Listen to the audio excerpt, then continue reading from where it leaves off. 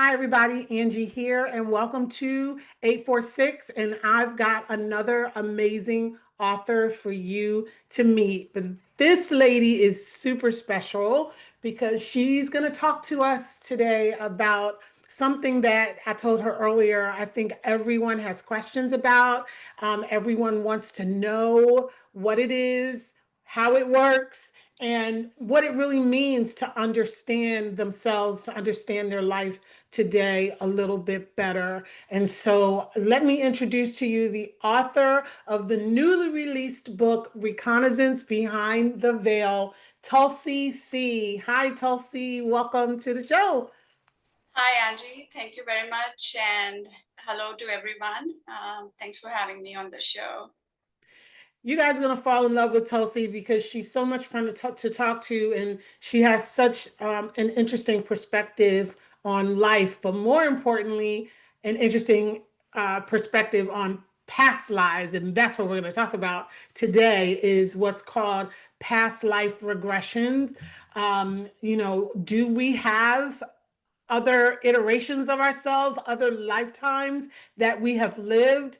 And what does that mean for today? How does a life we lived in the past affect us today? And more importantly, like the future, are we going to keep on regenerating into new lives? It's all so fascinating. And Tulsi is the expert. She's got the answers I think that you guys have been looking for. So let me stop talking and start asking some questions, Tulsi. So the first question that I want to ask is uh, about the book itself. You sort of have the book divided into two parts, where part of it is you telling your personal story, and the other part is you sharing some insights and just some really useful information. What made you decide to do that, and how hard was it to open yourself up and tell all of your your really very raw and personal story to the world?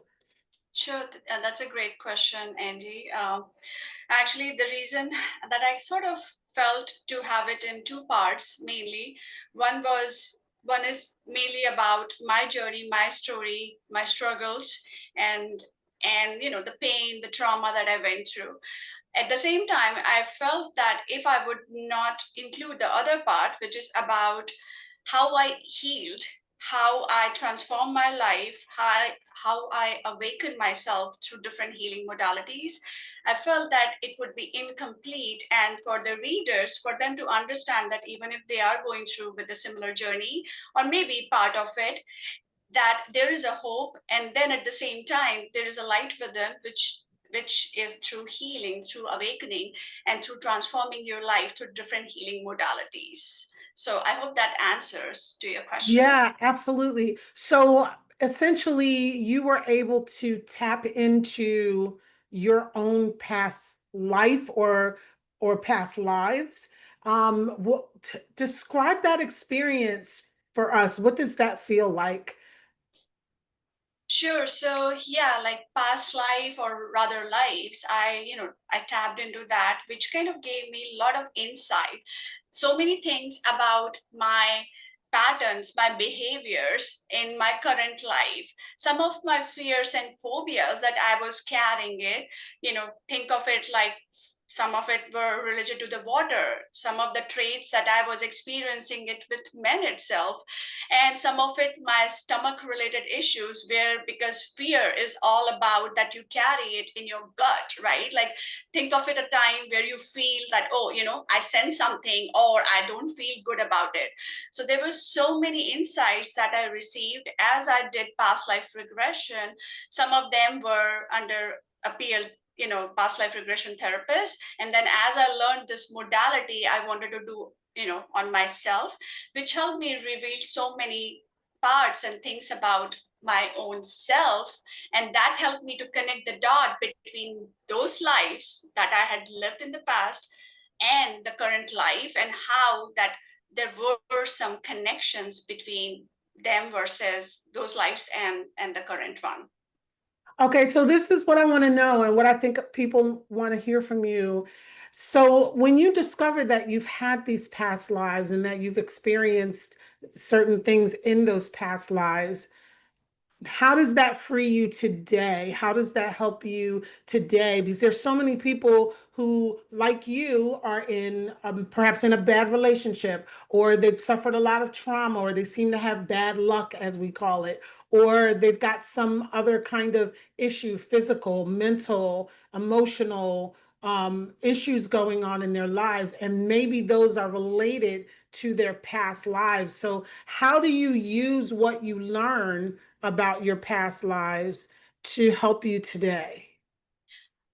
So like when I realized that there were certain patterns I was following, right? Or certain patterns that I was sort of like experiencing in my life, that's where I was unable to find answers with my logical brain.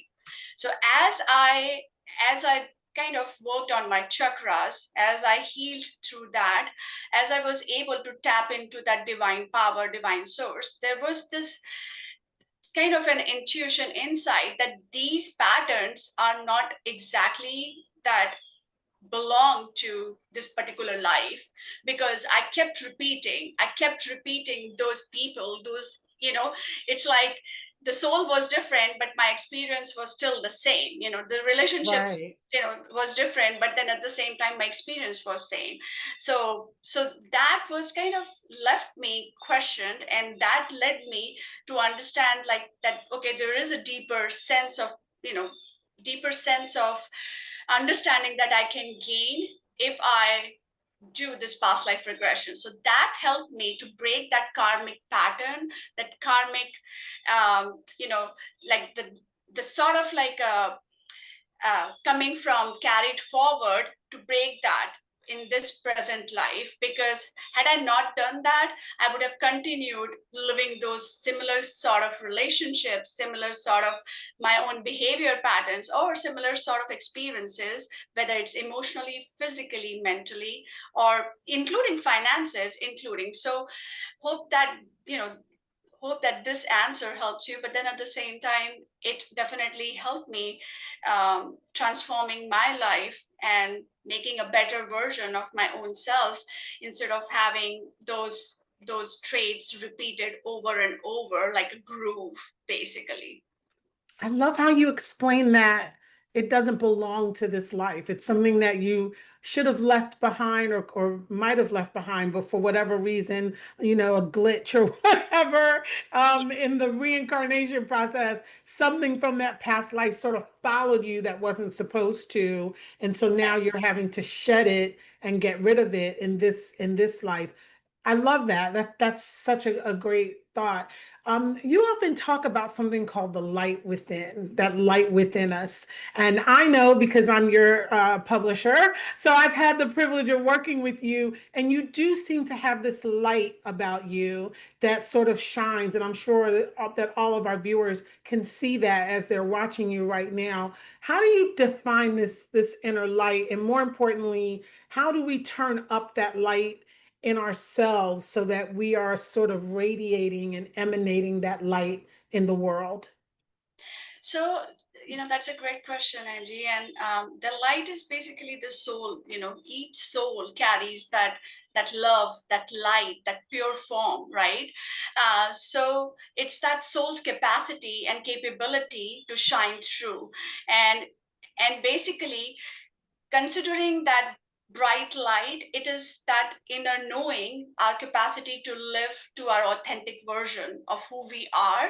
And that light is nothing but, during our tough times, during our, like sort of dark phase in our life, we sometimes forget that there is that innate power that we carry within each of us. And then another is like that, when you're light, when we go through this awakening and we connect and we tap into that universal healing, that's where we can also connect our inner light, that bright light, to that divine, because that's the point where we surrender it to the universe.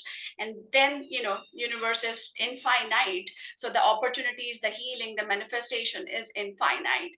So it's this bright light and its capacity to heal within, to heal within themselves. And then the light can also help our you know doors and gateways to other areas. I see. Yeah. Now you actually discovered this past life regression theory as a result of a near-death experience.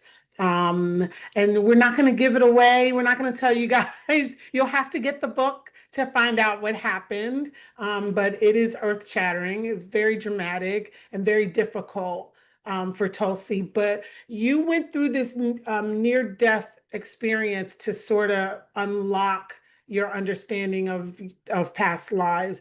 For other people, what should they do if they really want to know about their own past lives and what they might have brought into this life from a past life? What should be their first couple of steps? I would say like if if if a person or someone or any of my readers, if they're experiencing certain patterns or certain type of behaviors or relationships or any sort of low vibration emotions in their life, and they're unable to tap in as to what is causing, I think doing a self reflection and introspection should be the first step, and identifying, and sometimes we do need some help or guidance, so not necessarily that all the answers should be within us. Sometimes they are, but then sometimes we need some guidance, that little nudge from the other person. So when you have that, and with an experienced professional, you sort of understand that, okay, I have a fear, or I have a phobia of heights, or I have a fear of XYZ.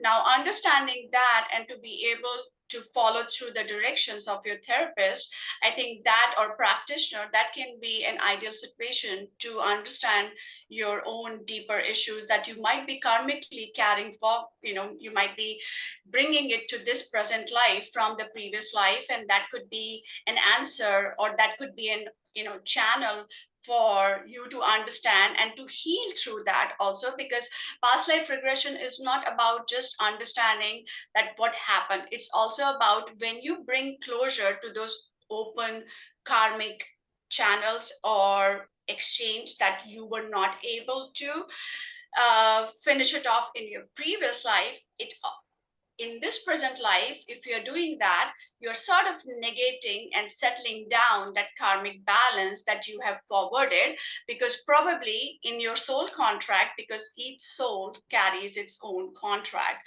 So maybe in that lifetime, that soul was meant to go through with that.